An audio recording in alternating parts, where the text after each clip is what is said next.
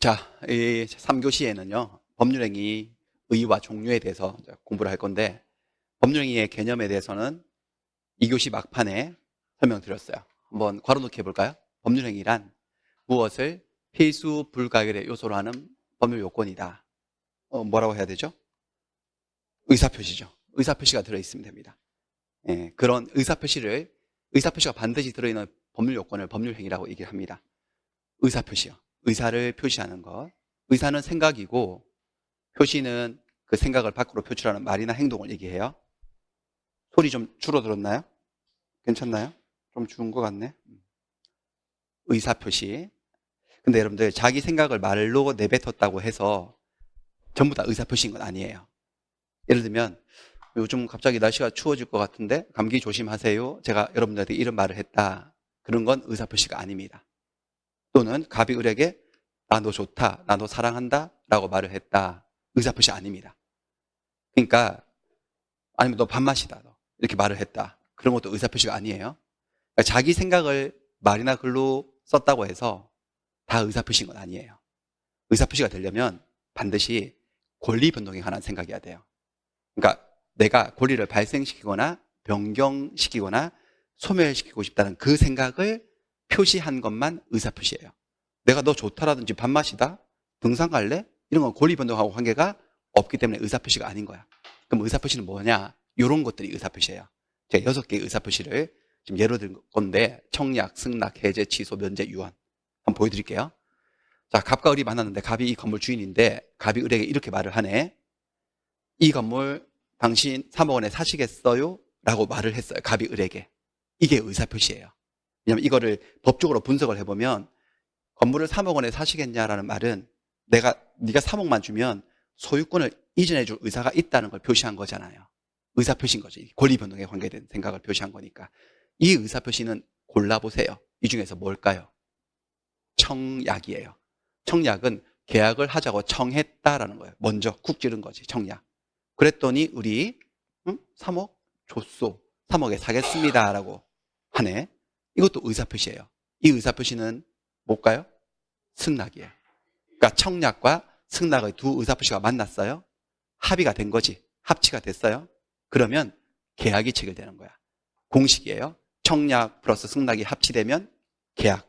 청약과 승낙이 합치되면 계약이 성립하는 거야. 이 계약은 그 합의된 내용에 따라서 계약의 이름이 달라지는데 이 계약이 매매계약이지. 다시 한번 볼까요? 563조.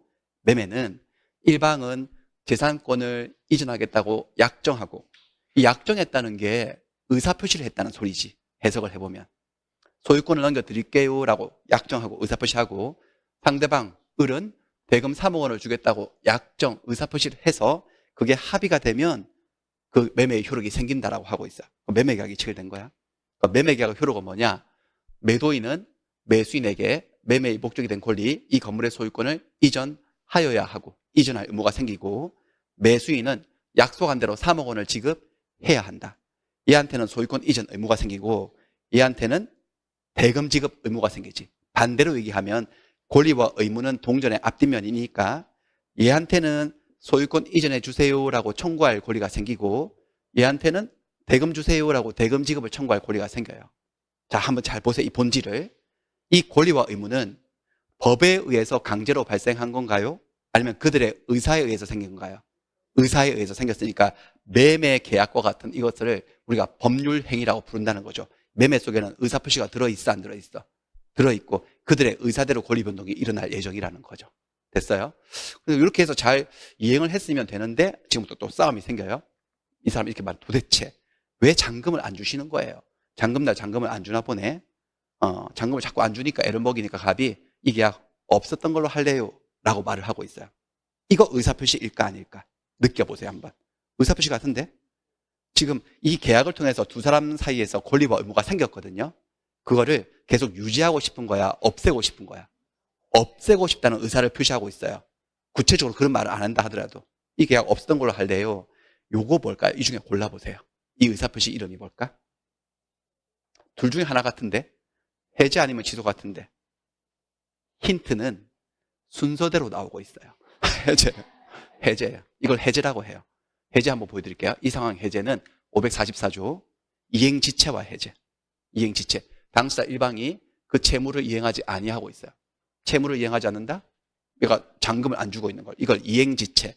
넓게는 채무불이행이라고 해요. 그러면 상대방은 얘가 채무불이행을 했으니까 얘가 상대방이야. 상대방은 계약을 먼저 상당한 기간을 정해서 이행을 최고, 독촉, 촉구하고 빨리 달라고. 계속 안 주면 그 기간 내도 이행하지 아니하면 결론 계약을 뭐 할 수 있다?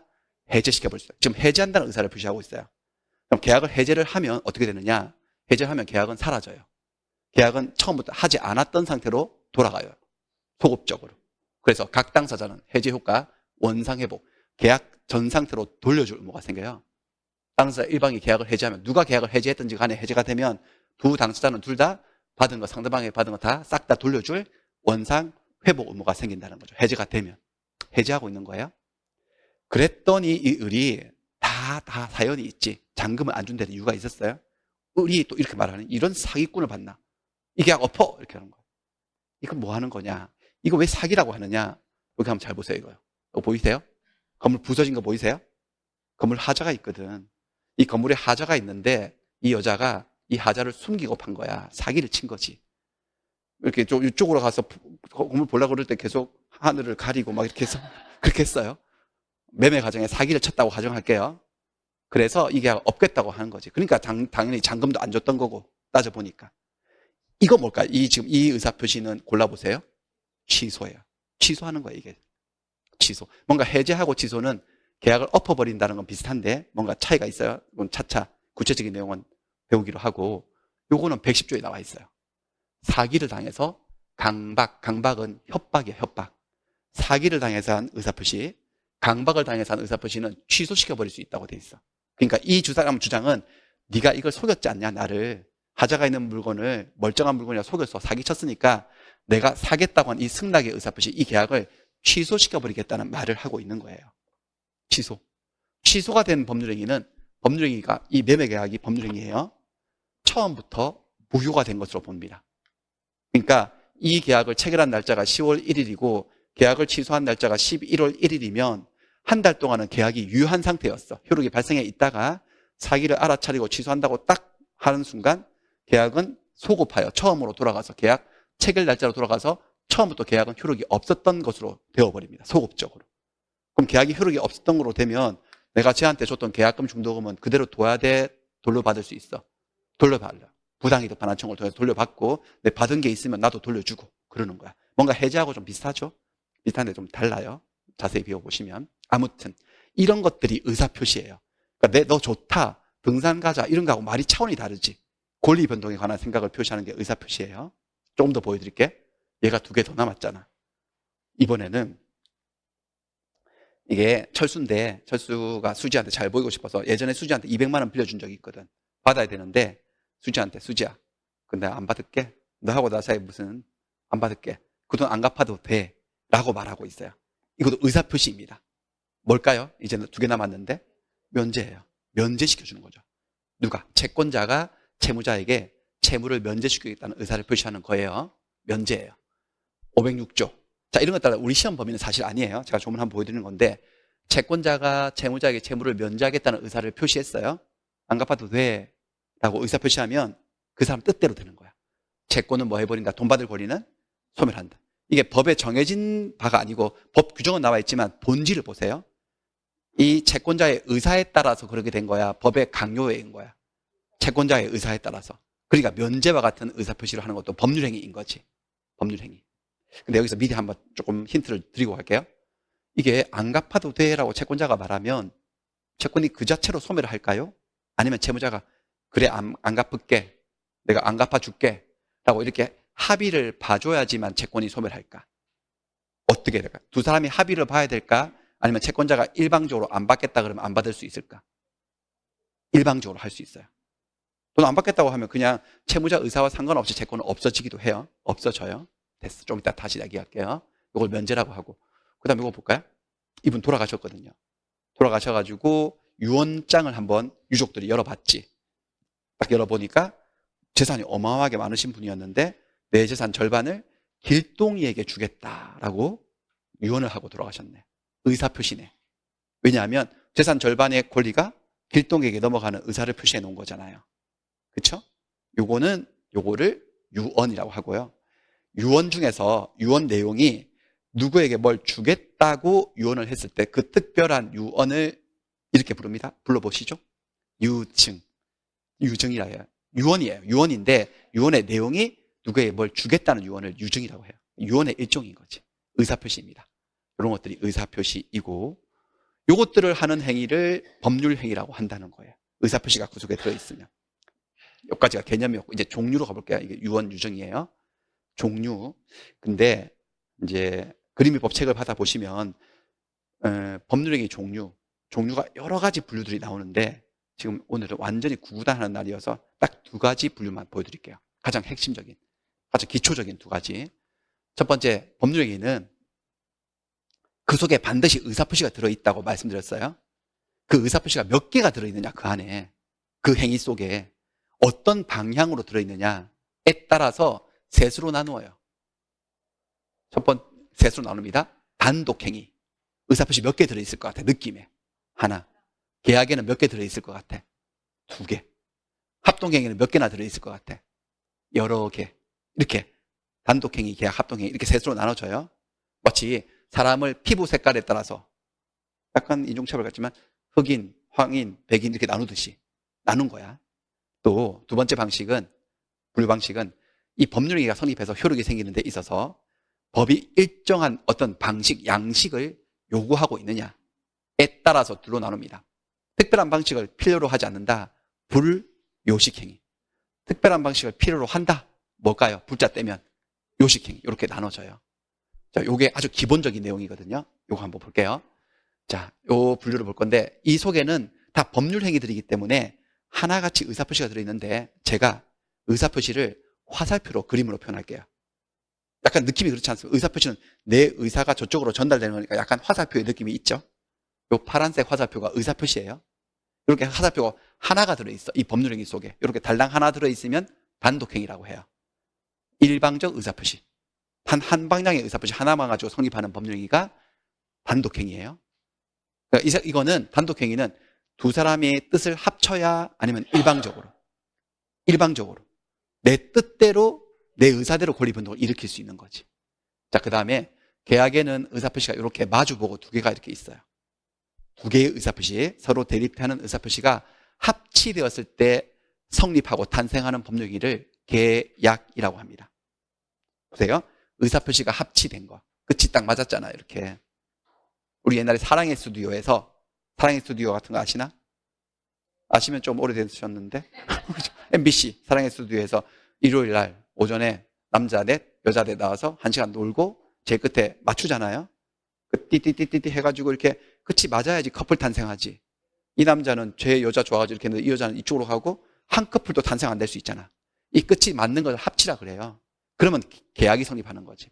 자, 의사표시 합치를 딱 핵심 두 개만 딸게요. 두 글자를 붙이면 뭐예요? 의합. 뒤집으면 합의예요. 합의.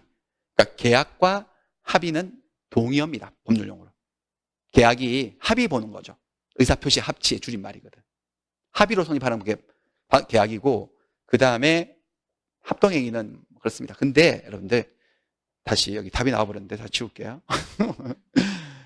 두 개의 의사표시, 계약을 구성하는 의사표시는 두 개거든요. 근데 두 개의 의사표시를 부르는 명칭이 있어요. 그 중에 하나를 뭐라고 한다? 청약. 다른 하나를 뭐라고? 승낙이라고 해요. 하나는 청약이고 하나는 승낙이지. 뭐가 청약이고 뭐가 승낙이냐면 그냥 먼저 한 게 청약이에요. 시간의 구별이에요. 계약하자고 먼저 쿡 찌른 거지 청약이에요. 그 청약을 받고 그래 하자라고 맞장구 친 게 승낙이에요. 다시 저 따라 해볼까요? 청약과 승낙의 합치 해보세요. 청약과 승낙이 합치되면 뭐가 성립한다? 계약이 성립하는 거예요. 계약이 성립하는 거예요. 그 합치된 내용에 따라서 매매계약, 임대차계약, 증여계약, 교환계약, 온갖 계약들이 있는 거지. 내용에 따라서. 그 다음에 합동행위는 예를 들어서 의사표시가 떼거지로 평행적 또는 구심적 의사표시 합치. 근데 전혀 중요하지 않아요. 이렇게 세 가지 종류가 있는데 합동행위는 안 중요해요. 어느 정도 안 중요하냐면 35회 시험이 치러질 동안 지문 단 한 줄로도 출제되지 않았을 정도로. 그러니까 아예 안 중요한 거지. 그러니까 사실은 3가지 종류인데 거의 무시해도 좋을 정도니까 2가지만 구별하시면 된다. 여러분들은 시험 치기 위해서. 그래서 시험 문제가 뭐가 나오냐면 이거 다 법률행위들이거든. 법률행위인데 이 법률행위가 계약이냐 단독행위냐 너 이거 알고 있어? 이렇게 물어봐요. 이거를 이제 공부를 하셔야 되는데 어떤 분들은 단독행위를 외우시는 분들이 있어요. 그것도 2문자를 따서 해, 취, 추, 뭐면 이렇게 막 외우시는 분, 유 이렇게 해가지고 되게 무식한 방법이고 바람직하지 않은 방법이에요. 자, 이거는 그냥 감각적으로 충분히 이게 해결이 가능한 겁니다. 이것들이 다 법률행위인데 이것들이 이루어질 때 2사람이 이렇게 아까 사랑의 스튜디오처럼 합의를 봐야지만 뭔가 이루어진다. 그러면 뭐라고 대답하시면 되죠? 계약. 저쪽이 합의를 보든 말든 원하든 원하지 않든 내가 법의 요건에 갖춰져서 내 뜻대로 할 수 있다. 일방적으로. 그럼 뭐라는 거야? 단독행위인 거지. 그 느낌으로 그냥 푸시면 끝인 거거든. 그럼 하나씩 해볼게요. 매매부터. 이건지. 합동행위는 없어요. 매매는 단독행위가 계약일까? 당연히 계약이지. 내가 저 집 사고 싶은데 집주인이 안 판다 그러면 매매가 이루어지지 않거든. 매매는 계약이죠. 매매 계약. 교환은 어떻습니까? 교환 어때요? 일방적으로 교환해요? 합의가 돼야 돼요? 합의가 돼야 되죠. 나 모닝인데, 모닝 차주인데 벤츠 차주 가가지고 야, 네 보잘것없는 벤츠를 내 소중한 모닝가 바꿀래? 이렇게 되겠습니까? 그거? 안 되지. 합의를 해야 하니까 교환 계약이에요. 계약. 당연히 임대차. 뭐 외울 거 없잖아. 임대차가 내 저 집 빌리고 싶은데 집주인이 빌려줄 생각 없대. 자기가 거주할 거래. 그럼 임대차가 이루어지지 않아요. 임대차는 단독행위다, 계약이다? 계약이죠. 이 모습으로 하는 거 아닐까요? 임대차도. 그쵸? 그러면 해제는 아까 해제 조금 기억을 떠올려보세요. 대체 왜 잔금을 안 주시는 거예요? 채무불이행. 그러면 상대방 채권자가 계약을 해제할 수 있다. 근데 계약 해제할 때 잔금 안 주는 그 인간하고 합의를 봐야지 해제가 될까요? 일방적으로 해제할 수 있을까요? 일방적으로. 해제 통보하는 거지. 몇 번 독촉하다가 상당한 기간을 정해서 최고하다가 그 기간 내에도 이행하지 않아? 그럼 해제한다고 써서 내용 증명 보내면 끝나는 거야. 해제가 되는 거니까 이 해제는 임대차는 계약이고 해제는 계약이다 단독행위다? 단독행위인 것을 암기할 이유는 없지 않나요? 그냥 느낌에 단독행위 같으네. 그게 정상이고 바람직한 방법이에요. 취소는 어떻습니까? 아까 뭐 할 때 취소한다고 해서 뭘 당했을 때? 사기나 강박을 당했을 때 내가 취소하고 싶어. 사기 강박 당한 거 확실하고. 그러면 사기꾼님, 내 사기로 알아차려버렸네? 내가 취소하고 싶은데 괜찮으시겠어요? 이렇게 물어보고 사기꾼이 취소를 허하노라. 이렇게 해가지고 합의를 봐서 취소하는 건 절대로 아니고 취소는 이 모습으로, 이 느낌으로 하는 거 아닐까요? 그러니까 취소는 당연히 뭐예요, 여러분들? 단독행위인 거지. 이걸 뭘 외우고 있어, 저거를. 저걸 외우는 건 더 이상한 거지. 그렇습니다. 면제는 어때요? 아까 전에 제가 살짝 흘렸는데 면제는 철수가 수지한테 빌려준 돈 200만 원 안 받고 싶으면 지가 안 받겠다고 말하면 끝인 거야, 그냥. 그 채무자가 안 갚아줄게라고 합의를 봐줄 필요는 없거든. 면제는 계약이다, 단독행위다? 단독행위. 물론 단독행위인데 법에 나와 있는 면제는 단독행위인데 2사람의 합의로 면제할 수도 있을까요? 없을까요? 계약에서는요. 있겠죠. 하지만 그건 면제라고 안 불러요. 그 면제라고 안 부르고 면제 계약이라고 불러요. 그러니까 면제하고 면제 계약은 같은 거다, 다른 거다? 다른 거죠. 면제는 일방적으로 하는 단독행위예요. 민법상 면제는. 그 다음에 유언은 아까 유언. 내 죽으면 이 빌딩은 길동이 주겠다. 내 재산 절반을 길동이 주겠다. 그게 길동이하고 합의를 본 건가요? 일방적으로 한 건가요? 일방적으로 한 거니까 유언을 누구하고 합의를 봐? 나 혼자 하는 거지. 유언은 단독행위예요. 여기서 단독행위를 또 둘로 나눠요. 단독행위를 둘로 나눠요. 상대방 있는 단독행위하고 상대방 없는 단독행위로 나눠요. 계약은 그렇게 안 나눠요. 왜? 계약은 언제나 상대방이 있으니까. 상대방 없는 계약이 어디 있어? 계약은 항상 상대방이 있으니까 안 나누는데 단독행위는 상대방이 있는 경우와 없는 경우로 나눠집니다. 자, 근데 법률행위가 또는 의사표시가 상대방이 있다 없다라고 하는 개념은 민법 111조에 나와요. 111조에 이렇게 돼 있습니다. 상대방이 있는 의사표시는 상대방에게 도달을 해야지 효력이 생긴답니다. 도달해야죠. 도달이 뭔지 나중에 배우시는데 도달은 상대방이 그 의사표시 내용을 안 게 아니고 알 수 있는 상태에 놓이는 것을 말해요. 상대방이 알 수 있는 상태에 놓이는 걸 도달이라고 해요. 상대방이 있는 의사표시는 상대방이 알 수 있는 상태가 되어야지 비로소 효과가 생긴다는 거예요. 근데 여기서 반대로 한번 만들어 볼게요. 이거 반대 해석이라고 하는데 여기 조문은 없지만 지어내 볼게요. 상대방이 없는 의사표시는 언제 효력이 생길까? 상대방에게 도달해야? 도달하지 않아도. 도달하지 않아도. 이게 상대방 있다 없다의 개념이에요. 법적 개념이에요. 그러니까 어떤 의사표시가 자기가 원하는 대로 효과가 생기기 위해서 상대방이 그 내용을 알 수 있는 상태가 되어야지만, 도달을 해야지만 효력이 생기면 상대방이 있다라고 얘기해요. 상대방이 알든 모르든 알 수 있는 상태가 되든 말든 효력이 생긴다면 상대방이 없다라고 말을 해요. 그러면 금방 봤던 얘들은 다 뭘까요? 해제, 취소, 면제. 해제. 잔금을 안 주는 매수인을 상대로 매도인이 계약을 해제해요. 산에 올라가서 해제한다 라고 이렇게 막 소리 지르면 해제가 될까요? 안 될까요? 안 되죠. 왜? 해제를 말을 했지만 상대방 매수인이 해제의 의사표시를 알 수 있는 상태가 아니기 때문에. 그러니까 해제는 상대방에게 도달을 해야지만 효력이 생길 거예요. 상대방이 있어 없어? 있지. 취소는 어때? 취소도 그냥 판단해 보세요. 스스로 상식적으로. 취소, 사기꾼에게 의사표시를 해서 의사표시를 사기꾼이 알아먹어야지 취소가 되려면. 맞나요? 그러니까 상대방이 있어 없어? 취소도 있지. 면제는 그 철수가 수지 환심 살려고 200만 원 안 받고 싶은데 그 말 할 용기도 없어. 그래서 자기 집 고양이를 붙잡고 안 받을게 라고 말하면, 말을 해도 면제가 될까 안 될까? 안 되죠. 수지가 알 수 있는 상태가 돼야 되죠. 그 면제 의사표시를. 상대방이 있어 없어? 있지. 이걸 뭘 외워요? 외우기는 그냥 이해해보면 되는 거지. 그러면 이제 유언을 봐야 되는데, 유언은 상대방이 있냐 없냐, 즉 상대방에게 도달을 해야 되냐? 도달할 필요가 없습니다. 유언은 누구한테 발송하지 않아요. 그냥 유언장을 작성해 놓고 나중에 죽으면, 살아있을 땐 유언의 효력이 안 생겨요. 죽으면 효력이 생겨요.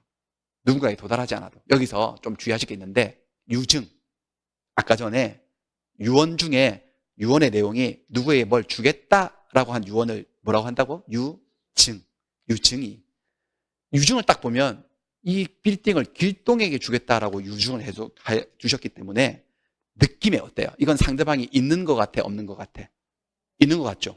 누가 상대방이야? 길동이. 근데 그렇게 판단하시면 안 돼요. 상대방이 있다 없다 개념은 그 말의 내용 속에 누가 있다 없다가 아니고요. 이게 상대방이 있다라고 하려면은 유언장이 길동에게 도달을 해야지만 효력이 생기면 상대방이 있는 거고, 길동에게 도달하지 않아도 효력이 생기면 상대방이 없는 거야. 근데 유언은 언제 효력이 생기냐? 유언한 자가 죽으면 효력이 생겨요. 상대방에게 도달할 필요가 있어 없어요? 없어요. 그러니까 유언장 내용 속에 길동에게 뭘 주겠다고 말을 했다고 해서 이 유증이 상대방이 있는 단독행위가 되는 것은 절대로 아니다. 상대방이 있는 단독행위다, 없는 단독행위다? 없다라는 거죠. 도달할 필요 없이 그냥 이 사람 사망하면 길동이는 재산 반 가져가는 권리변동이 그대로 효과가 생기는 거지. 도달하지 않아도. 상대방 없는 거야. 없어요. 그렇습니다. 그 다음 마지막으로 이제 증여가 나와서 증여 좀 치우고 갈게요. 증여. 증여는 뭐냐? 유증하고 증여는 완전 다른 거예요. 유증은 증여가 아니라 유언이에요. 유언인데 유언의 내용이, 그 내용이 누구에 뭘 주겠다라고 유언한 걸 유증이라 하고, 증여는 살아생전에 하는 거야. 효과도 살아생전에 생기고. 증여, 매매, 교환, 증여 세 가지가 어떻게 차이가 있느냐? 공통점은 재산권을 이전하는 거예요. 근데 매매는 재산권을 이전하고 돈을 받는 거지, 대가로. 교환은 재산권을 이전하고 나도 다른 권리를 하나 받는 거지. 집하고 땅하고 바꾸는 것처럼. 증여는 뭐예요? 증여는 뭘 받으면서 줄까요? 그냥 줄까요? 그냥 공짜로 주는 거야. 공짜를 이제 법학에서는 무상이라고 하거든. 아무런 보상 없이. 예. 근데 공짜로 주는 거니까 증여는 선물 같은 거지. 선물 주는 거. 이거는 계약일까 단독행위일까를 한번 판단해 봐야 되는데, 이런 생각이 들 수도 있어요. 아무것도 안 받고 공짜로 주는 거니까 그냥 줄 수 있지 않나? 그냥 단독행위로 이 모습으로 줄 수 있지 않을까? 그렇지 않습니다. 내가 저한테 공짜로 주고 싶어도 제가 이렇게 말합니다. 네 거는 공짜도 싫다. 안 받을란다. 라고 안 받겠다고 하면 못 줘요.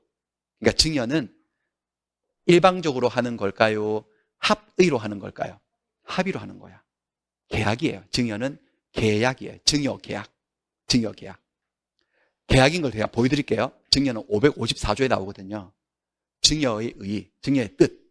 증여는 일방이 공짜로, 무상으로 재산을 상대방에 수여하는 의사를 표시하고, 일단 한쪽은 의사 표시했어요.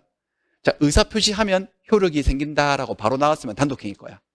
근데 그 다음 더 읽어봐요. 의사를 표시했더니 상대방이 이를 뭐 함으로써요? 승낙을 해야지만 효력이 생긴대. 받겠다고 해줘야 된대. 그래야지만 효력이 생겨요. 근데 내가 공짜로 주겠다는 의사를 표시했는데 거절을 하네? 네 건 안 받는다? 그럼 효력이 생겨요? 안 생겨요? 안 생겨요. 그러니까 이건 합의인 거야, 증여는. 단독행위가 아닌 거야, 아무리 공짜라도. 그러면서 증여가 공짜라고 해서 단독행위로 증여할 수 있다면 우리 집에서 배출되는 쓰레기는 다 옆집에 증여해버리면 돼요. 그렇죠? 띵동 눌려서 공짜니까 받아요, 이렇게. 일방적으로 줄 수 있다면. 자, 그래서는 안 돼야 될 거 아니겠습니까? 그러니까 증여는 공짜지만 계약인 거예요. 아시겠죠? 특히 아까 봤던 유증하고 증여하고 증자가 달려있으니까 뭐 비슷한 거는 전혀 비슷하지 않고 전혀. 유증은 증여다, 유언이다. 유언이고 유언한 자가 죽어야지만 효력이 생겨요. 단독행위이다, 계약이다. 유증은요. 단독행위다. 상대방도 없는 단독행위다. 하지만 증여는 계약이다. 이건 증여자가 죽어야지 효력이 생깁니까? 살아 생전에 효력이 생깁니까? 살아있을 때 주는 거야. 선물 주고 하는 거야. 완전 다른 거예요. 그래서 여기까지가 됐고, 그 다음에는 단독행위하고 계약은 구별하셨어요? 그럼 합동행위, 안 중요하다 그랬죠. 합동행위는 얘가 이거 하나 정도? 사단법인. 자, 우리 사람에는 자연인과 법인 두 종류가 있어요. 민법상. 우리처럼 숨 쉬는 사람들 자연인, 법인. 법인의 두 종류가 있어요. 사단법인, 재단법인. 사단법인은 주로 이제 가장 대표적인 게 주식회사. 회사가 사단법인이야. 자, 회사를 설립하는 행위. 회사를 설립할 때는 여러 명이 같이 뜻을 모아서 한쪽 동일한 목적을 향해서 의사표시를 해서 뜻을 합치는 거지. 그러니까 사단법인을 설립하는 행위는 합동행위인데 모르셔도 된다. 그냥 그렇습니다. 모르셔도 됩니다. 지워버릴게요. 그래서 지금 법률행위를 셋으로 나눴어요. 일단 한번 외워볼까요? 셋으로 어떻게? 단독행위, 계약, 합동행위로 나눴어요. 이건 뭐 무시해도 좋고. 자, 이 셋 중에 분포가 어느 게 제일 많을 것 같아? 계약이 압도적으로 많습니다. 계약이. 어느 정도냐? 99%. 법률행위의 99%는 계약, 1% 정도가 단독행위, 합동행위는 0.0000 이렇게 하는 거지. 무시해도 될 정도로. 그러니까 여러분들 여기 법률행위 있죠. 법률행위 이러면 뭔가 추상적이어서 느낌이 와닿지 않잖아요. 약간 편법이에요. 법률행위란 말이 나오면 뭐라고 바꿔서 읽으시라고 그냥? 계약으로. 물론 100% 맞진 않아. 저거 무슨 표시인지 아시죠? 수학 기호인데 이거 같다는 거예요? 비슷하다는 거예요? 비슷하다. 같진 않다. 엄연히 말하면 다르지. 왜냐하면 법률행위에는 계약 말고도 단독행위도 있고 합동행위도 있으니까. 하지만 거의 이게 99%를 차지하기 때문에 이렇게 해도 거의 99%는 맞는 거지. 1% 정도가 틀리는 거지. 그래서 책을 읽으실 때 법률행위의 당사자 이렇게 나오면 뭔 말인지 모르시겠으면 법률행위를 뭐로 바꿔서 읽으시라고? 계약의 당사자. 법률행위를 취소한다 이렇게 나오면 뭐라고 읽으시면 돼? 계약을 취소한다. 법률행위의 무효 이러면요. 계약의 무효. 뭐 그렇게 읽으시면 된다라는 거예요. 그 정도. 자, 요거 이제 분류 보셨고, 그 다음에 또 하나의 분류 방식. 방식에 따라서. 법률행위의 방식이 특별히 요구되느냐, 요구되지 않느냐. 근데 우리의 고정관념은 법 이러면 뭔가 좀 딱딱하죠. 딱딱해서 뭔가 계약과 같은 법률행위는 뭔가 일정한 방식에 따라서 이루어져야지만 효력이 생긴다고 생각을 할 수 있는데 착각입니다. 불요식이 원칙입니다. 특별한 방식을 요구하지 않습니다. 요식은 오히려 예외입니다. 예외. 이런 말이 있어요. 법률행위 방식의 자유라는 이 원칙이 있어요. 이것도 뭐라고 읽을까요? 그냥 계약 방식의 자유. 계약을 체결하는 방식은 자유롭습니다. 한번 연습해 볼게요. 매매예요. 자, 우리 매매를 할 때 매매하는 물건이 건물을 매매할 때 하고 콩나물 1,000원어치 매매할 때 10억짜리 건물 매매하는 거 하고 1,000원어치 콩나물 재래시장에서 사는 거 하고 다 매매인데 실제로 사람들이 보이는 행태는 되게 다르죠. 자, 요거는 계약서 쓰나요? 안 쓰나요? 쓰죠. 계약서 안 쓰는 건물 매매 계약은 거의 없을걸요? 써요. 그리고 그날 바로 하지도 않아. 그날은 만나가지고 계약서 쓰고 그날은 한 10% 계약금 걸지. 그리고 한 며칠 후, 몇 달 후 중도금 치르지. 또 몇 달 후 잔금 치르면서 등기서류 받아서 등기 가지. 등기하러 가죠. 이렇게 스텝 바이 스텝으로 천천히 진행되죠. 콩나물 매매 계약은요. 그냥 가서 할머니 콩나물 1,000원치만 주세요. 1,000원 이렇게 해서 딱 드리고 비닐 봉다리, 검은 봉다리에다가 1,000원치 받아서 그냥 그날 바로 해버리지 이렇게. 계약서 씁니까? 안 씁니까? 안 쓰죠. 계약금 겁니까? 중도금 걸어요? 안 줘요. 그래서 이걸 보고 그러니까 토지나 건물 같은 부동산 매매 계약은 계약서를 써야지만 효력이 생기고 콩나물 매매 계약은 계약서 없이도 효력이 생기고 그렇게 생각하시면 크나큰 오산입니다. 자, 이거하고는 본질상 아무런 차이가 없습니다. 똑같습니다. 근데 왜 사람들은 10억짜리 건물을 매매할 때는 계약서를 쓸까?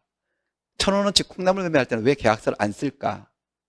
그건 제가 생각할 때는 두려움이죠. 위험성. 자, 이거는 여러분들 만약에 이것도 말로만 합의가 되면 계약이 이루어져요. 건물매매 계약도. 근데 구두 합의를 했다? 글을 써놓지 않았다? 그럼 그때 합의 어떻게 해주겠다고 분명히 건물주인이 말했거든, 나한테. 근데 나중에 가서 나는 그런 말 한 적 없는데요? 라고 오리발을 내밀 수도 있죠. 물론 매수인이 그럴 수도 있고. 그러면 분명히 그렇게 약속을 해줬기 때문에 내가 계약을 했는데 나중에 발뺌을 하게 되면 당신이 그렇게 말했지 않소? 그걸 내가 어떻게 증명을 해요? 녹음을 해놓은 것도 아니고. 그러니까 그렇게 되면 내가 피해를 볼 수도 있어요. 증명을 못하면. 그 피해액이 억 단위, 10억 단위 이렇게 되는 거야. 너무 위험한 거지. 그래서 계약서를 쓰는 거야. 두려워서. 계약서를 쓰고 인감을 찍고 난리를 치는 거예요. 거기다. 천천히 하려고 계약금만 걸고 또 약간 더 사태를 추이받다가 또 중도금 들어가고 천천히 진행하는 거지. 그럼 왜 이건 안 쓰냐? 이거는 만약에 내가 계약서 안 쓰고 구두 합의를 해서 바로 넘겨받았다 해가지고 나중에 뭔가 문제가 생겨서 내가 피해를 입는다 하더라도 피해액이 1,000원 정도거든. 1,000원, 2,000원. 그러니까 그 피해를 감수하고서라도 계약서를 쓰지 않는 편리함을 추구하는 그런 합리적인 행동 방식일 뿐이지. 이게 무슨 계약서를 써야 되고 이건 안 써도 되고 그런 거 아닙니다. 거꾸로 해도 됩니다. 거꾸로 해도 오늘 갑자기 콩나물 매매하듯이 가가지고 10억 확 줘버리고요. 바로 등기소 가서 그날 바로 등기해버리고 그래도 되고요. 계약서 안 써도 돼요. 그래도 계약의 효력은 생겨요. 이거 건물 매매처럼 할 수도 있습니다. 할머니 100원 받으세요. 계약금이에요. 그리고 계약서 쓰고요. 위약금 주황도 다 쓰고 특약사항 다 적고 다음날 와서 중도금 400원 드리고 그 다음날 와서 잔금 500원 치르면서 콩나물 받아갈 수 있습니다만은 누가 그렇게 합니까? 그걸 그렇게 안 하는 거는 그렇게 하면 안 돼서가 아니고 그렇게 할 이유가 없어서 안 하는 거지. 전달됐습니까? 그러니까 이게 금액에 따라서 또는 물건이 동산이냐 부동산에 따라서 본질이 달라지는 게 전혀 아니고 현실적으로 사람들이 합리성을 추구해서 행동을 옮길 뿐인 거야. 그게 그렇게 우리 눈에 비칠 뿐인 거지. 다 분류식이에요. 그러니까 매매계약 분류식이고 하물며 매매가 분류식인데 교환 임대차가 무슨 요식이겠습니까? 그러니까 이런 것들은 특별한 방식을 요구한다, 요구하지 않는다? 요하지 않는데 사람들이 무서워서 계약서 쓴다. 건물 매매, 토지 매매는. 그렇습니다. 그럼 요식은 뭐가 있느냐? 요식. 그러니까 우리 시험 범위, 여러분들 1년 동안 저랑 같이 공부하게 되는 공인중개사 시험 범위에는 요식 계약은 단 하나도 없습니다. 이게 법률행위니까 계약으로 바꿔서 읽으면 불요식 행위를 뭐라고 읽으면 되죠? 불요식 계약. 다 100%. 우리가 배우는 건 다 100% 불요식 계약이고 요식 행위는 우리 시험 범위를 벗어나면 존재합니다. 혼인, 유언. 혼인, 유언 이것은 재산법의 문제예요? 신분법의 문제예요? 신분, 가족법 문제에서 우리 시험 범위에서 빠져있다 그랬죠. 여기가 이것들이 요식이거든. 일단 혼인은 여러분들 혼인은 법률행위거든. 혼인은 남녀 간의 의사의 합치에 따라 이루어지는 법률행위예요. 법률행위면 이 셋 중에 하나겠죠. 혼인이. 뭘까요? 한번 생각해 보세요. 혼인은 계약일까요? 단독행위일까요? 합동행위? 뭘까요? 계약이겠죠. 내 알을 낳아도 이게 청약. 좋아요, 승낙. 남녀 간의 의사의 합치에 따라 이루어지는 요식 계약입니다. 계약입니다. 단독행위면 좋겠네. 단독행위. 혼인을 단독행위라면 남자들은 다 미스코리아하고 결혼할 수 있겠죠. 그렇죠? 확 찍어서 결혼하자. 그럼 일방적으로 결혼이 성립하고 여자들은 갑부랑 결혼할 수 있겠지만 불행히도 단독행위가 아니라 계약인데 근데 혼인은 여러분들 혼인의 성립 혼인은 가족관계 등록에 관한 법률에 따라 정한 바에 따라서 신고를 해야지만 성립을 합니다. 효력이 생깁니다. 신고를 하는 방식이 필요하고. 신고도 혼인 해보셨나? 혼인 신고는 쌍방하고 성년자인 증인이 연산 서면 신고를 해줘야 돼. 이런 방식을 요구하는 거지. 혼인이 이루어질 때. 이런 방식을 하지 않으면 혼인이 너무 많이 일어나서 안 되고 곤란해요. 저녁 한 6시, 7시 술 좀 이렇게 딱 들어가면 의사의 합치가 일어나면서요. 혼인이 너무 비일비재하게 일어날까봐 신중한 의사결정을 위해서 방식을 요구하고 있습니다. 근데 건물매매 계약은 어디 신고하고 서면 증인 세우고 이런 방식을 요한다, 요하지 않는다? 요하지 않은 분료식 계약인 거죠. 유언 같은 경우도 그런데 유언은요. 여러분들 유언하시고 싶으시면은 연습장에다 쭉 찍어놓고 아무렇게나 이렇게 쓰시고 가시면 안 돼요. 그럼 유언의 효력이 안 생기고 유언은 딱 5가지 방식이 정해져 있어. 자, 녹, 공, 비, 구 이렇게요. 5종이 있어요.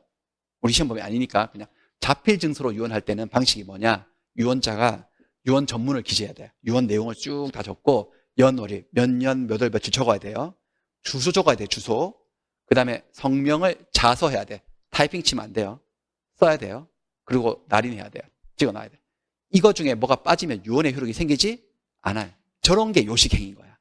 그러니까 매매는 저렇지 않거든. 어디에도 저런 요구사항은 없어요. 매매 같은 경우는. 다 분류식이다. 요까지 좀 이해되셨죠? 요까지 한번 책을 한번 보겠습니다. 그림입법. 설명드린 내용인데, 자, 법률행위 종류를 보시면은, 법률행위는 단독행위, 계약, 합동행위로 나눠집니다. 금방 보신 거야. 다 보신 건데, 하나의 의사표시만으로 성립하는 게 단독행위다. 단독행위는 다시 두로 나눠진다. 상대방이 있는 단독행위, 없는 단독행위. 상대방이 있는 단독행위는 의사표시가 상대방에 도달해야지만 효력이 생기는 거야. 계약을 취소하겠다. 계약을 해지하겠다. 채무를 면제해 주겠다. 이건 상대방에게 도달을 해야 되지. 상대방 있는 단독행위고 상대방에 도달할 필요 없다. 불료. 도달하지 않아도 효력이 생기는 거 유언, 유증 단독행위고 나중에 시험 치기 위해서는 더 외우셔야 되지만 지금은 외울 단계가 아니고 넘어가고 그 다음에 계약은 서로 대립하는 2개의 의사표시 합의에 성립한다. 2개의 의사표시를 부르는 말 먼저 한 의사표시를 뭐라고 한다? 청약. 나중 한 의사표시를 뭐해? 승낙. 청약과 승낙이 합치되면 계약이 성립하는 거지. 증여 계약. 증여가 계약인 걸 알아두세요. 매매 계약, 교환 계약, 임대차 계약, 전세권 설정 계약, 저당권 설정 계약 이런 거 다 계약들이죠. 합의하에서. 혼인도 계약이고요. 입양하는 것도 계약이고 우리 시험법인은 아니지만. 그다음 합동행위는 뭐 여기 사단법인 회사 설립하는 게 얘인데 기출표시가 없어요. 이런 게 다 기출표시거든. 32회 기출, 19회 이렇게 22회. 우리가 치는 건 36회 시험 아닙니까? 뭐 한 번도 출제가 되지 않았습니다. 자, 그 다음에 요거 넘어가고 요거 설명 안 드렸어요. 지금 할 내용이 아니고요. 넘어가고 쭉 내려가 보시면 요식행위하고 분류식행위. 분류식행위가 오히려 원칙이다. 민법상으로는. 재산상의 법률행위들. 특정 방식을 요하지 않은 법률행위. 매매, 임대차, 온갖 것들 전부 다 분류식행위다. 요식행위는 법이 정한 일정한 방식에 따라서 해야지만 성립하는 법률행위. 혼인을 한다든지 유언을 할 때 그런데 우리 시험 범위가 아니어서 알 필요가 없다. 여기까지 했고요. 유상행위, 무상행위 다음에 할게요. 자, 그 다음에 넘겨보시면은 법률행위 요건 파트가 나와요. 요건. 여기도 PPT네. PPT로 한번 가볼게요. PPT로 먼저 설명하고 여기 다시 한번 볼게요. 자, 법률행위 요건. 자, 다시 한번 논리 전개를 이렇게 해볼게요. 법률행위를 해요, 우리가. 기지를 발휘해서 뭔지 감이 안 온다? 뭐라고 읽으시면 되죠? 2글자? 계약했다. 뭔가 갑과리 계약했다고 생각하시면 돼요. 계약을 하는 이유가 뭘까요? 왜 사람들은 계약을 할까요? 법률행위를 할까요? 법률 효과를 발생시키려고. 법률 효과를 발생시킨다는 말은 무슨 말이냐? 권리를 변동시키려고. 권리를 발생시키거나 변경시키거나 소멸시키려고 법률행위 하는 거야. 동의하시나요? 저 말? 뭐 안 하면 어쩔 거예요. 그렇죠? 동의하죠? 그렇습니다. 근데 법률행위를 통해서 이 효과가 제대로 생기려면 효과가 생긴다? 유효. 법률행위가 효력이 생기려면 법률행위가 일정한 요건을 갖춰줘야 돼. 어떤 조건을 갖춰줘야 되는데 그 법률행위 요건에는 2종류의 요건이 있어요. 하나는 성립 요건이고요. 또 다른 하나는 효력 요건이에요. 근데 성립 요건부터 먼저 따져야 돼요. 성립 요건부터. 먼저 성립 요건은 뭐냐? 법률행위가 성립해서 존재하기 위한 요건을 말해요. 그리고 이 요건을 갖추면 법률행위가 성립을 합니다. 성립을 전제로 해서 성립한 법률행위가, 유효권은 성립한 법률행위가 효력이 진짜로 생기기 위한 요건을 말해요. 그래서 효력 요건은 다른 말로 유효 요건이다 라고 부르기도 해요. 자, 뭐부터 먼저 따져봐야 될까요? 따질 때는 유효 요건부터 아니면 성립 요건부터요? 성립. 반대말은 뭘까? 성립의 반대말? 불성립. 성립, 불성립을 먼저 따져야 되는데, 모든 법률행위는 성립을 하려면, 법률행위로서 탄생을 하려면 세 가지의 요건을 갖춰야 돼요. 세 가지 요건. 그게 어떤 법률행위이든지 간에. 첫 번째는, 세 가지가, 첫 번째는 당사자예요. 법률행위를 하는 주체인 당사자가 존재해야 돼요. 사람이 존재해야 돼요. 당사자가 없이 법률행위를 할 수 없거든. 두 번째는 법률행위의 목적. 법률행위를 하려는 목적이 있어야 돼요. 근데 그 목적은 바로 이겁니다. 권리변동. 모든 법률행위의 목적은 권리변동입니다. 목적이 있어야 되고, 그 목적을 머릿속에 가만히 담고 있으면 아무 일도 안 생깁니다. 그것을 바깥으로 표출하는 행동인 의사표시를 해야 됩니다. 이 세 가지입니다. 이거 외우시겠습니까? 지금 바로 외우시죠. 법률가 성립하려면 몇 가지가 필요하다고요? 세 가지. 첫째, 당사자. 둘째, 목적. 세 번째, 의사표시. 그래서 뭐 어떤 분들도 당, 목, 의 이렇게 해서 당목의 이렇게 해서 외우시던데, 당목의, 이렇게. 그렇게 약간 너무, 제가 볼 때 너무 유치한데 그렇게까지 외울 건 아니죠. 당사자, 목적, 의사표시. 자, 계약이 성립하기 위해서 법률행위의 대표주자 계약 99%. 그대로 넣어볼게요. 계약을 하는 당사자가 존재를 해야 돼요. 적어도 몇 명? 계약이니까 2명은 있어야 되죠. 그래야지 계약이 성립하지. 그 다음에 계약을 하는 목적이 있어야 돼요. 목적은 내용이거든. 계약의 내용. 뭔가 권리 변동을 시키기 위한 목적. 그리고 의사표시가 있어야 돼요. 몇 개나? 계약이라면 2개는 있어야 되지. 2개. 2개가 의사표시가 있는 것으로 족합니까? 합치돼야 됩니까? 합치. 이게 어긋나면 안 돼요. 합치가 돼야 돼요. 합치. 청약과 승낙의 합치. 그러면 계약이 성립하는 거야. 성립. 자, 성립했다 치고 2사람이 만나가지고 의사가 합치되었어. 합의를 봤어요. 계약이 성립을 한 거야. 성립한 법률행위가 효력이 생기려면 효력 요건을 또 추가적으로 갖춰야 되거든요. 그 효력 요건은 뭐냐? 당사자에 의해서 필요한 요건이 있고요. 목적이 갖춰야 될 요건이 있고요. 의사표시가 갖춰야 될 요건이 있는 거야. 세부적으로 들어가는 거야. 성립한 법률행위가 효력이 생기려면 당사자는 성립할 당시에 세 가지의 능력을 가진 상태에서 해야 돼요. 권리 능력, 의사 능력, 행위 능력. 세 가지 능력이 있는 상태에서 법률행위를 해야지 법률행위가 성립을 해요. 목적은 4가지를 갖춰야 돼요. 계약의 목적은 첫째, 확정이 돼야 돼요. 계약 내용이. 둘째, 실현 가능해야 돼요. 그 계약의 내용을 이행하는 것이 가능해야 돼요. 셋째, 적법해야 돼요. 법을 어겨서는 안 돼. 넷째, 사회적으로 타당성을 가진 내용이어야 됩니다. 그 다음에 의사표시에 와서는요, 2개의 의사표시가 합치되는 것은 성립 요건이고요. 지금부터는 의사표시를 따로 떼어놓고 볼 거예요. 이게 의사표시잖아요. 의사표시거든. 이것도 의사표시거든요. 의사표시를 따로따로 떼어놓고 볼 때 이 내면의 의사 생각과 외부의 말과 글 표시가 일치해야 돼요. 일치. 생각과 말이 일치해야 돼요. 생각 따로 말 따로 놀면 뭔가 고장나요. 제대로 효과가 안 생겨요. 그 다음에 그 의사를 결정하는 과정에, 이 생각을 결심하는 과정에 하자가 없어야 돼요. 여기서 하자라는 것은 사기를 당했거나 협박, 강박을 당한 일을 말해요. 그런 일이 없어야 돼요. 이렇게 되면 효력이 생겨요. 효력이 생겨요. 성립 요건은 잘 외웠죠? 3가지 다시 한번 말해볼까요? 성립 요건 뭐죠? 당사자, 목적, 의사표시.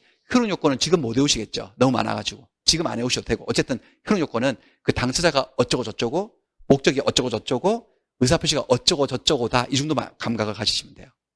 근데 그러면 성립 요건을 못 갖추면 어떻게 되느냐? 못 갖추면 불성립이지. 성립하지 않는 거지. 성립하지 않는다는 것은 아예 계약으로서 탄생을 못한 거야. 성립하지 않는 거고, 성립 요건을 갖추어서 성립을 했어. 계약은 체결되었어. 근데 이 중에 뭔가를 못 갖춘 거지, 효력 요건 중에. 그러면 못 갖추면은 효력이 제대로 안 생겨. 효력이 제대로 안 생기는 현상에는 두 가지가 있어요. 처음부터 아무 효과도 안 생기는 걸 무효라고 해요. 취소는 뭐냐? 효과가 생겨요. 생기는데 취소한다는 의사표시를 해서 소급적으로 그 효과를 없애버리는 것을 취소라고 해요. 그러니 보세요, 여러분들. 어떤 계약이 법률행위가 성립하지 않았다는 말과 어떤 계약이 무효라는 말은 같은 말이에요. 상황이 다른 말이에요. 다른 거죠. 그러니까 불성립, 무효, 취소는 제각각 다른 겁니다. 한번 보여드릴게요. 자, 다시 한번 법률행위. 법률행위라고 쓰고 뭐라고 읽는다? 계약. 자, 계약이 성립하려면은 성립 요건을 세 가지 갖춰야 되지. 다시 한번 말해볼까요? 계약의 두 당사자가 존재하고 계약을 하는 목적이 존재하고 두 사람의 의사표시가 합치돼야 돼. 합치. 그러면 합치되었어. 그럼 계약이 뭐 하는 거다? 성립. 근데 합의가 안 됐어. 둘이 만났는데 의견 차이가 너무 커서 합의가 안 됐어. 성립 요건을 못 갖춘 거지. 그럼 뭐라고요? 불성립. 이건 계약이 안 된 거거든. 계약이 안 됐으니까 더 이상 효력이 생기냐 안 생기냐를 따질 필요가 없지. 효력이 생겼는지 안 생겼는지 따지는 것은 어디에서 따지는 거죠? 성립해서 따지는 거야. 성립을 했는데 아까 전에 그 효력 요건, 아까 못 외우겠는 거 그거예요. 많은 거. 그걸 싹 다 갖추면 뭐가 된다는 거죠? 유효. 권리 변동이 일어나는 거죠. 제대로 엔진 작동하는 거지. 근데 성립 요건을 가지고 성립을 했는데 효력 요건 중에 일부를 못 갖춘 거야. 그러면 효과가 성립은 했지만 효과가 안 생기는 거죠. 뭐예요 이게? 무효. 또 경우에 따라서는 효력이 생겼는데 생긴 걸 무효로 바꿀 수도 있어요. 이렇게. 이걸 뭐라고 한다는 거예요? 취소. 그러니 어떤 계약이 성립하지 않았다는 말과 어떤 계약이 무효라는 말은 같은 말 다른 말? 다른 말 위치가 되게 다르잖아요. 비유로 들어볼까요? 내가 시험을 쳤어. 쳤으면 합격 아니면 불합격이지. 아니면 구제받아서 불합격했다가 합격으로 가든지. 근데 이건 시험을 안 친 거야. 안 치면 그게 떨어진 거예요? 아니, 안 친 거지. 시험 안 친 거니까 합격 불합격을 논할 수가 없다. 자, 애가 출생했어요. 출생했으면 남자 아니면 여자지. 성 전환하면 바뀌지. 근데 안 태어났어. 안 태어난 걔는 남자예요, 여자예요? 말할 수 없는 거잖아. 안 태어났다, 시험 안 쳤다가 무슨 개념이죠, 여러분들? 불성립이고. 시험 쳤다, 태어났다가 뭐예요? 성립. 근데 남자든 여자든 그게 유효, 무효, 합격, 불합격이 유효, 무효 개념이거든. 그래서 제가 네 가지를 보여드릴 거니까 이건지 한번 판단해 보세요. 첫 번째. 취소가 된 법률이 처음부터 무효가 된다는 소리예요. 처음부터 돌아가서. 의리가백에 그 당신 집 나한테 1억 원에 파실래? 라고 먼저 의사표시 청약했어요. 그랬더니 꺼져라 이렇게 된 거예요. 안 판다고 그랬어. 자, 이거 뭘까요? 이 셋 중에 골라보세요. 매매 계약이 불성립. 합의가 안 됐으니까 계약 불성립이지. 무효라고 말하면 된다 안 된다? 안 돼요. 무효 아니고 불성립. 자, 그 다음 이번에는 의리 1억에 파실래? 했더니 1억 5천 줘요. 1억 5천 주면 팔게. 자, 이거 뭐예요? 불성립. 이것도 불성립이야. 왜? 계약이 성립하려면 두 사람의 의사가 합치가 되는데 이것도 합의 안 된 거고 이것도 합의 안 된 거야. 둘 다 불성립이야. 여기는 유효 무효를 논한다 논하지 않는다. 논하지 않는다. 자, 세 번째. 1억에 사실래? 파실래? 팔게요 라고 했어요. 드디어 합의가 됐네. 계약이 뭐 한 거다? 성립된 거야. 계약의 성립은 다른 말로 계약의 체결이야. 계약이 체결은 되었는데 상태를 보세요. 지금 좀 이상한데? 이럴 때 계약이 무효가 될 때가 있어요. 좀 이따가 바로 이 시간에 할 건데 얘 정신없어요. 지금 참이슬이거든요. 참이슬 하나, 둘, 셋, 넷, 5병 연달아 깠어요. 정신없어요. 이거 뭐 의사무능력이에요. 제정신 아니에요. 뭔지도 모르고 술집 계산서인 줄 알고 사인해버린 거야. 이러면 어쨌든 합의가 되어서 계약서까지 만들고 뭔가 외견상 합의가 된 것 같으니까 계약은 뭐는 하였으나 성립은 하였으나 효력은 생긴다 안 생긴다? 안 생긴다. 왜냐하면 아까 전에 우리가 못 외우게 했던 거 있죠. 당사자가 갖춰야 될 요건 고리능력, 의사능력, 행위력 중에 뭐가 없다는 거지? 의사능력이 없어서 저거 계약은 해도 효력 없어. 무효야 무효. 여기 있죠 여기. 그 다음에 이거는 뭐냐, 얘는 1억에 팔래 얘야? 그랬더니 좋아요 아주머니 팔게요. 근데 얘가 미성년자야. 그 정신은 있는데 얘 누구냐면 여러분들 우리 그림미법의 남자 주인공이 쓰레기거든요. 주인공 이름이 쓰레기예요. 그 쓰레기의 고등학교 때 모습이에요. 그때부터 쓰레기 짓을 하고 다녔는데 이거 자기 집을 한 채 갖고 있는데 요거를 이 아주머니한테 판 거지. 1억에. 계약은 성립을 했어요. 성립을 했는데 요럴 때 요 계약은 효력도 생겨요. 심지어 여기 와 있어요. 여기. 그런데 이렇게 미성년자가 19세에 달하지 못한 자가 한 계약은 취소할 수 있어요. 얘는 법이 요구하는 행위력을 갖추지 못한 자거든. 취소할 수 있어요. 그렇습니다. 이건 좀 이따 배우실 건데 아무튼 제가 전달하려고 하는 것은 불성립과 무효 취소는 같은 거다 다른 거다? 다른 거다. 다른 거다. 그래서 그림이법을 잠깐 한번 가볼까요? 법률 행위가 당사자가 원한대로의 법률 효과를 발생시키기 위해서는 일정한 요건을 갖춰야 되는데 거기에는 성립 요건도 있고 효력 요건도 있다. 유효 요건도 있다. 성립 요건 전자는 뭐 어쩌고 저쩌고 성립 요건을 결하면 갖추지 못하면 법률행위는 아예 성립하지 않는다. 반면 후자는 효력 요건은 성립했다는 걸 전제로 해서 성립조차 안 했다면 따질 것도 없고 성립한 걸 전제로 해서 효력이 발생하기 위한 요건인데 효력 요건을 결하게 되면 당사자가 원하는 대로 효과가 생기지 않는다. 그 현상에는 처음부터 아무 효과도 생기지 않는 뭐가 있고 무효. 생겼다가 빠꾸 할 수 있는 무효로 갈 수 있는 뭐가 있다? 취소. 그런 게 있다. 그래서 성립 요건하고 효력 요건이 그림에 나와 있고 지금 설명드렸던 내용이 여기에 쭉 이렇게 나와 있어 그림으로 나와 있습니다. 다시 보시면 기억이 좀 나실 거고 그래서